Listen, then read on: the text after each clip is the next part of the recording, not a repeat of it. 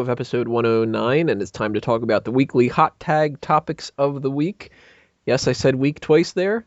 Don't hate me for it. I already hate myself enough. Week.com. At least I didn't say reek like I've done in the past for some reason. I've added an R to it. Because it reeks of awesomeness. Maybe that's what it should be, a new segment. Does it week of awesomeness? Maybe if we have the Miz on. We have a couple topics to talk about, and some of them, of course, are more serious than some other ones.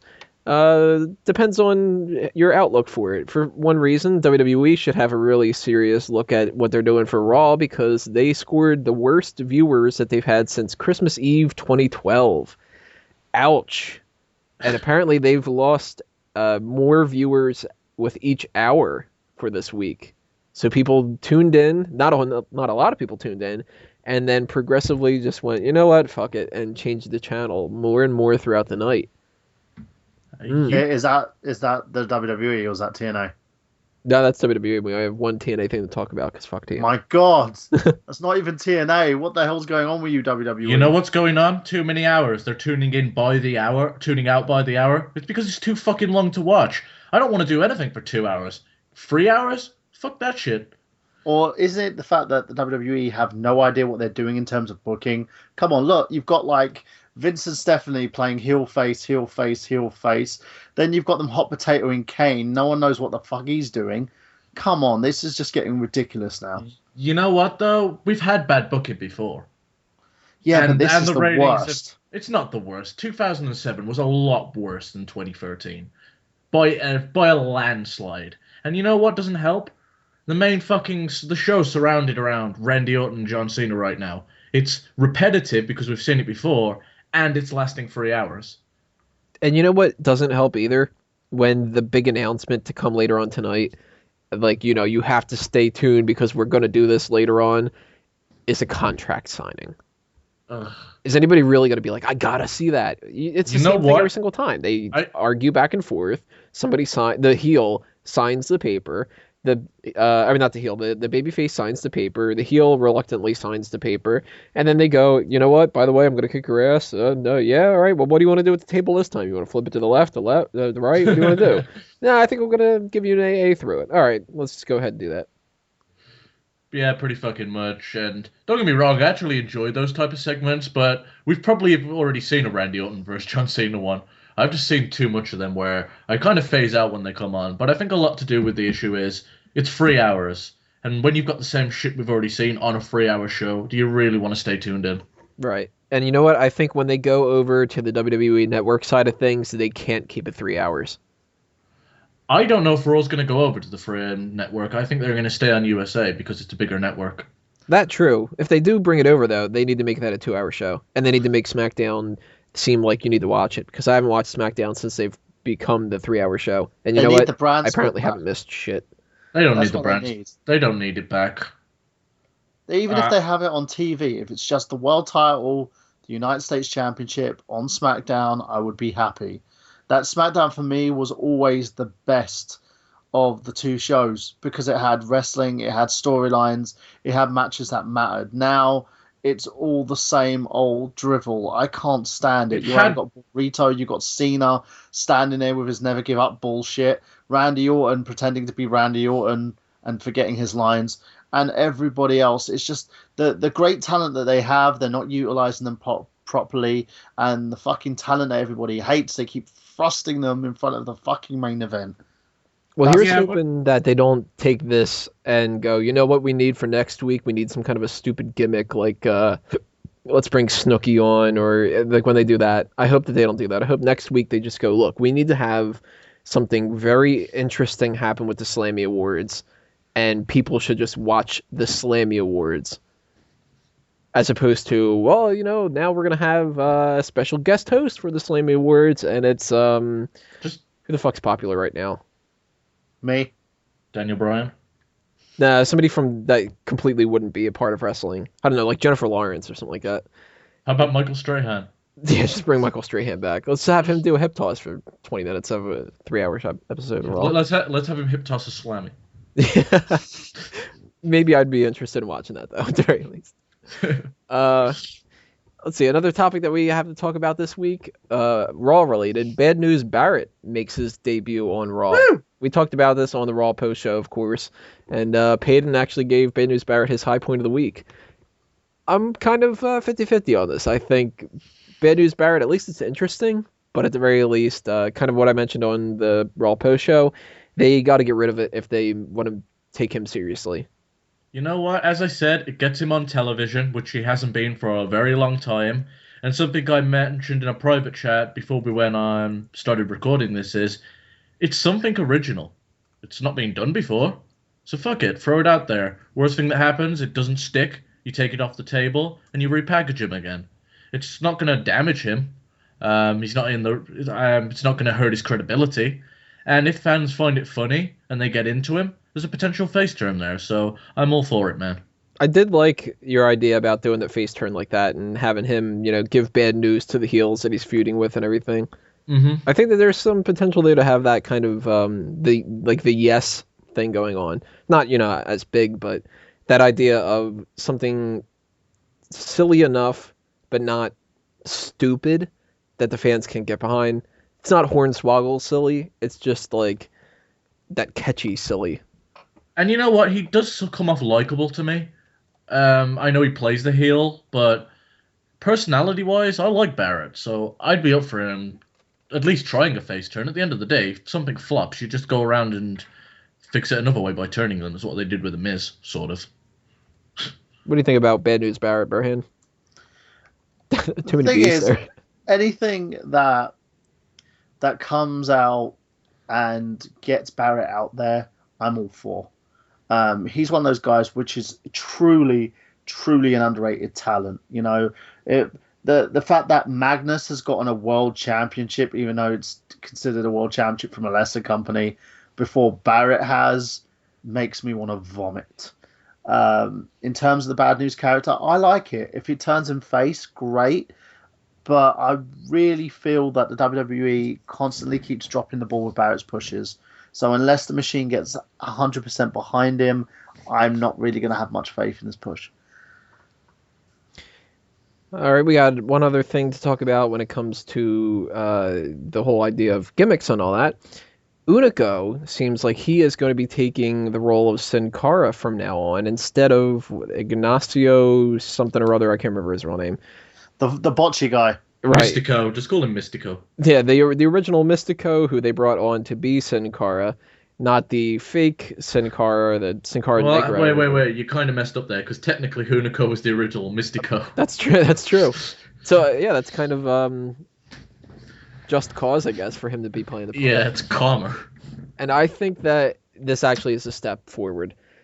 If after all this time, the Ignacio performer was just continually botching, supposedly still does not really know English that well. I mean, I know learning English is not the easiest thing in the world, but when you have access to things like Rosetta Stone and, you are in a company that predominantly speaks English, you should learn that. It's got to be significantly harder to call a match when you can only call it in Spanish.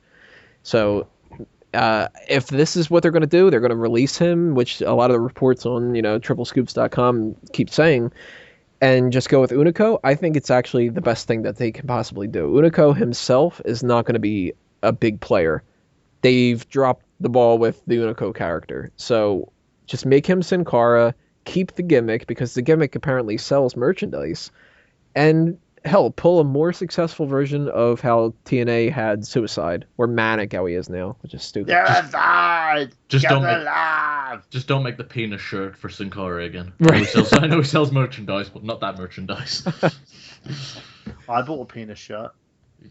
Well, that's to be expected from you. Right, that would not surprise me at all. If they made the special Sin Cara anal penis shirt, you'd be like the first person and you'd pre-order like 10 of them. I would, actually, yeah. So are you guys excited for Hunico Sin Cara Negro, or do you want Sin Cara Azul to stick with it anyway? What do you think? Sin Cara Negro, Sin Cara Azul needs to go and be buried in a ditch with the other 5 WWE characters. Yeah, but Hunico, do you like him playing it? Yes. Very informative. What do you think, Lego? As far as it, I think it's a step forward. Mystico, well, I'm just gonna separate it by saying Hunico and Mystico. So Mystico, who was playing the character of Sin Cara, was given every opportunity in the world, and he flopped. He flopped doing the entrance, so they had to change his entrance up. He was still not getting over, so they put him with Rey Mysterio, who is a guy that's transcended from the lucha style to a more American audience-friendly style. He was around him for what, a good year, maybe more. He should have learned some things along the way.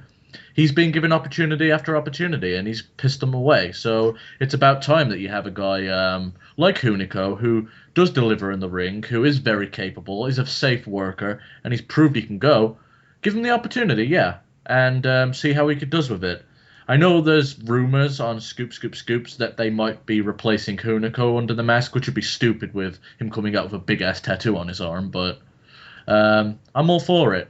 I worry about Mystico because the chances are once he leaves the WWE, he can't use the Mystico moniker again because CMLL own that, and they didn't leave on good terms. So Mystico they debuted a new guy in it anyway.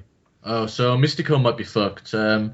So it's a shame for him, but congratulations to Hunico for getting the opportunity. I think we need more masked wrestlers. I'm also in favor of bringing in the new Rey Mysterio Jr. that they have for Rey to mentor as well. So I'd like to see a feud between those two eventually. There's a new Rey Mysterio Jr.? Yes, Rey's, much like Rey Sr. passed the moniker over to our current Rey Mysterio, Rey has done the same to someone else. I know there's El Hijo something Mysterio, but there's now another Rey Mysterio as well. Oh. So the Rey Mysterio family continues to grow, and Rey has given this one individual his blessing, so maybe we'll see him in the WWE eventually. Maybe. Let's see here, what else we have. Fandango.com is opposing WWE's trademark registration of the Fandango name, and I'm really surprised that this has taken this long to get to that, because Fandango's been there for, an entire year. So why didn't this come up when they switched from Fandango to Fandango? And why the hell did WWE ever think that they could get away with the Fandango thing in the first place? Because, fuck, it's not hard to just check the internet for, is there anything called Fandango? Oh, fuck, it's this insanely popular movie ticket service. Okay, I guess we'll go with something else. Maybe Fandango can do his Fandango.com. That's good. The settlement that they're going to go with. Like when WWF, they were like, you know what, you can still be WW something, but you can't use the logo. You have to blur it out. Like maybe it'll be like, okay, you can use the Fandango name as soon as you add .com at the end of it. It's every time it comes out, he just promotes Fandango.com. Right. Shit. Who knows? We might get a funny relationship out of it, but fucking stupid on WWE's part. I don't know if they actually own the register, because if they're blocking WWE, it sounds like they don't own it yet. Meaning maybe it's going to be a case where Burhan's playing the drum set, I think. It might be a situation where... Sorry. Yes. It's a situation where they can just basically agree that neither owns the fucking right and Fandango can continue to use it. We were joking before we started recording that if they need to change his name, the best way that they can go about it is for him to just be like, look, fuck it. None of you have pronounced my name right, so I'm changing it. Yeah, it might as well. I mean, it'd be fucking stupid if they had to do that, but why not? It would be really funny, though, if he changed it back to Johnny Curtis, and it was like, the name is Johnny Curtis.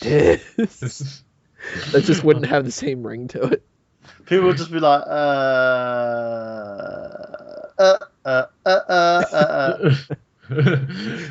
You know what? They could do a gimmick, though, where they fucking acknowledge the lawsuit where he's lost the Fandango name and he's not recognized anymore and he's trying to get out of this rut. I'd say fucking go with it. What would they refer to him as when he was wrestling the matches? The artist formerly known as Fandango.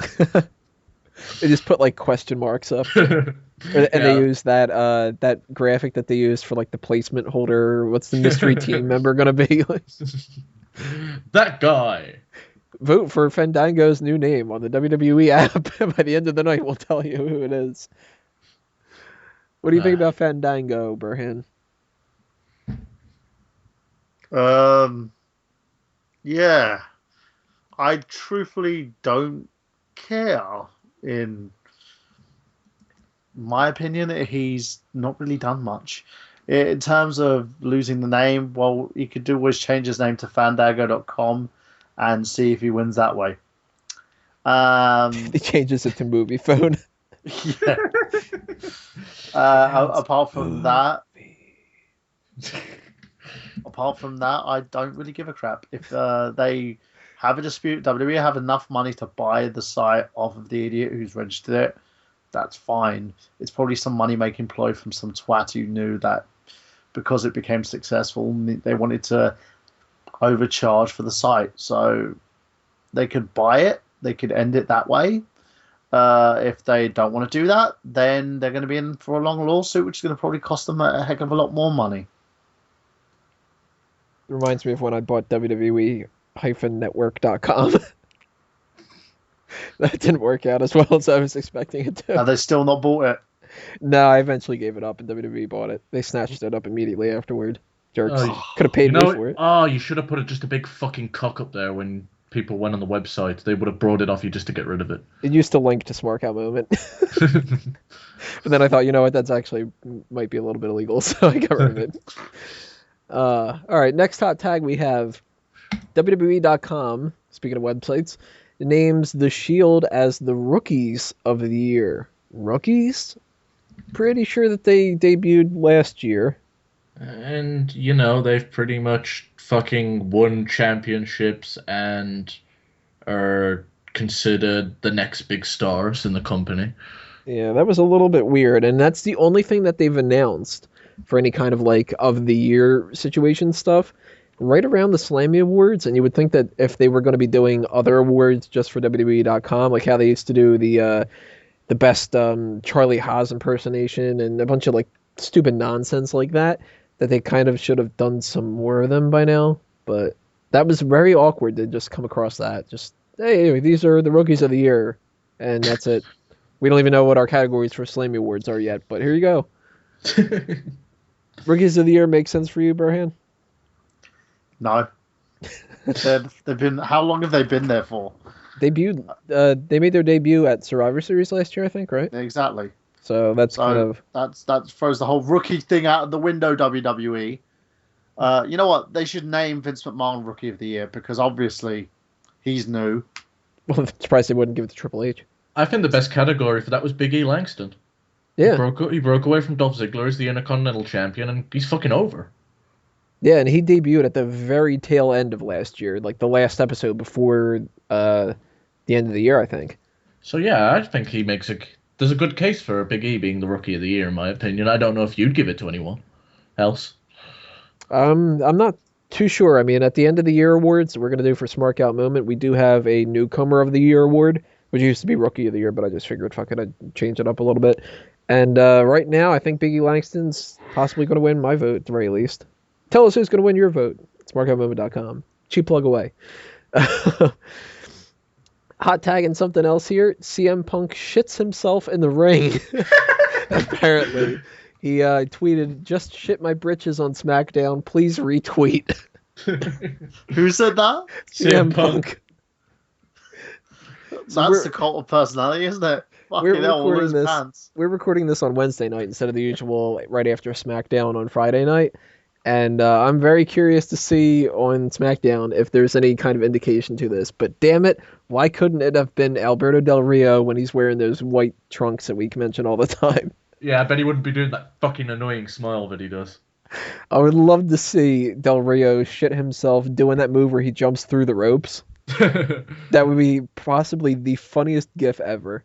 Yeah, man. You know what? If he shit himself and tried to put me in the cross arm breaker, I'd be like, I'd put my fucking arms between your legs. Get the fuck away from me. Tap out immediately. Yeah. Now I'm going to end up trying to watch SmackDown just to see if he shat himself. That's the whole reason I'm going to watch it. The ratings are going to spike just to see if we can find CM Punk's poo face.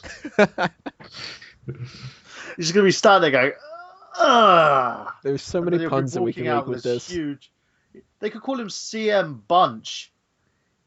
What? As in he's got a bunch of shit in his pants. Oh, fucking poor Punk. I know a few wrestlers that have shit themselves. I know, I think it was Danny Basham that's done it. Cena's done it. And, yeah, he's not alone, so I'm glad he's fucking joking about it. I hope that it wasn't at least a shitty match. He might have turned the match. He might have turned the match shit. Do you think he reeked of awesomeness? Reeked of summit. Oh my god. Well, didn't Scoops like have the live spoilers? I wonder if they went and CM Punk took a snapmare and shit himself. Imagine Jim Ross giving the commentary for it. He shits himself. He shits himself. By God, it smells. There's nuts all over the ring. That shit has got a family. God damn it. Oh, not again.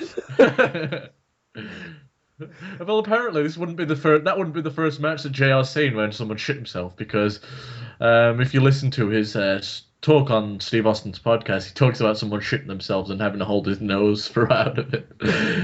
Yeah, apparently there was a match with Regal and Lance Storm when someone shat themselves, and the guys kept tagging in and out just to get away from the shit smell.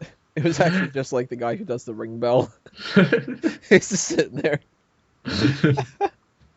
But apparently, because the way I found out about the Basham shitting himself was back when I used to read the WWE magazine, and he goes, "Yeah, my opponent kept dropping me on my ass deliberately because he knew I shit myself." What a dick. Fucking him. Wouldn't you do that though? That's exactly what I would have thought. You're like, you know what? I'm gonna be stuck wrestling this guy that smells of shit. I'm gonna have some fun with it. Right. You know what I would do though if I was the opposite? I was the one who shit myself. I'd be like, all right, I'm gonna call for a bonsai drop. I'm gonna do that Rikishi spot in the corner. I'd so move if I was taking it. Speaking of shit, that's a good transition to our last hot tag. Magnus wins the not the WWE, the TNA World Heavyweight Championship. Oh, fuck. Gotta talk about TNA. So that kind of goes with what I was expecting after they did what they did at Bound for Glory. It seemed like Magnus was going to be the next heel that they were going to go with for the top of the company. And why not? I mean, what the hell? They're super into him, and they think that he's going to work out really well. So give him the shot. If it doesn't work, it doesn't work.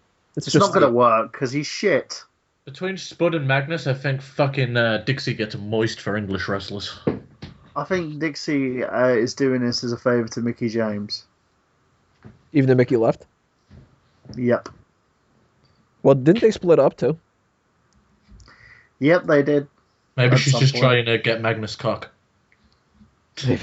Maybe. Dixie might be getting a bit of Dixieland experience with Magnus. Yeah, Magnus does have. She's going to take Magnus to Dixieland. Magnus does have a look that I think is marketable. Mm-hmm. And I think that if he were out in the open, WWE would possibly be considered considered it being interested in him. But at the same time, I don't know if I would really trust him to be a top guy in the company. But then again, I mean, it is TNA. That's the whole thing. Like, if it's TNA and you have got nothing to lose, why not try for somebody like Magnus? It's not going to get them the ratings that they want. It's not going to make them, sell a shit ton of pay-per-views.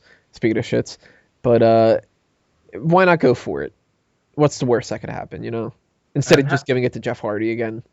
And having been talking to Spud in the past, back when Nick Adlis transferred to Magnus into the TNA, Spud was saying back when he wrestled him the first time, he was absolutely shit. But since he's worked in TNA, he's fantastic now. So I think it obviously shows the guy's willing to improve. He's got an ability to improve. So I think right now he's got more than just the basics down. He's got all the groundworks for what could potentially be a really big superstar if marketed the right way. I think WWE should pick him up as soon as they get the chance. I'm also glad that they're integrating Spud and a few and some more talent into this storyline, other than even Carter III. So as much as I hate TNA, I'm glad they're bringing in some of these guys and doing something with them. Last thoughts on this, Bearhan? Magnus is shit, and I think TNA just really doesn't realise it. He's the guy that gets thrown down at everybody's throats, and he has the TNA Championship. Him versus AJ Styles is going to be pants. I really believe that they should have actually kept the title on Bully Ray if they were going to do this. Ridiculous. Did you say it's going to be pants? Pants. Yes. Yeah, it's a British. Yes, it's a British saying for pretty much it's going to be shit. It's going to be as much shit as what's in CM Punk's britches. Yeah, pretty much. All But, right, guys. you know what? I think AJ and Magnus could work well together. Unless they've already had a match. They have.